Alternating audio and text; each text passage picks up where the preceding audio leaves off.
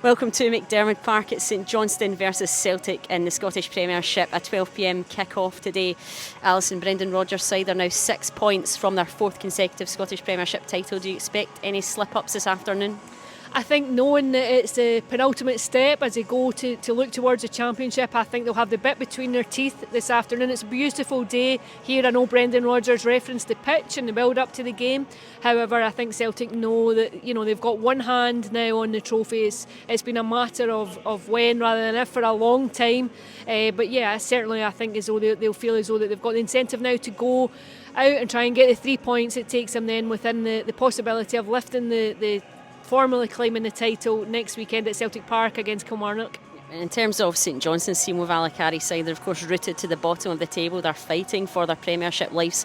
How do they approach this one today against this Celtic side? Yeah, I think they'll know the magnitude of the challenge that they have. If you look at the gap between St Johnstone at the bottom and Celtic at the top, it's in excess of 50 points. It's a huge chasm. I think you look at a Celtic team who have international quality throughout this pitch, and then you look at St Johnstone, and as you say, they're fighting for their lives, fighting for survival at the bottom. Dundee winning yesterday, Kilmarnock winning yesterday. They'll know that if they can take anything at all from this game, that's a massive bonus. No one expects them to go and take anything.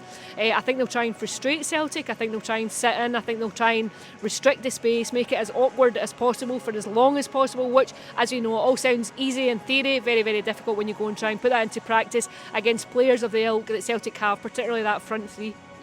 Like the $1 million question is, how do they stop Daizen Maeda? Many teams have tried this season and failed. What do they do today to stop him up front?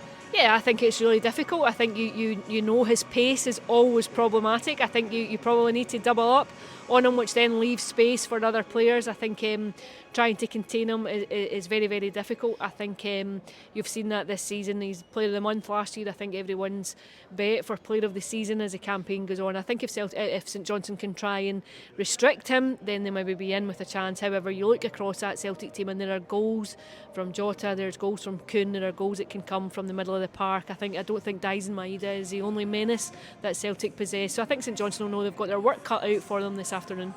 Absolutely. Well, kick-off here is at 12 p.m. It's St Johnstone versus Celtic in the Scottish Premiership. We'll be keeping you up to date with all the action across PLZ Soccer's social media channels.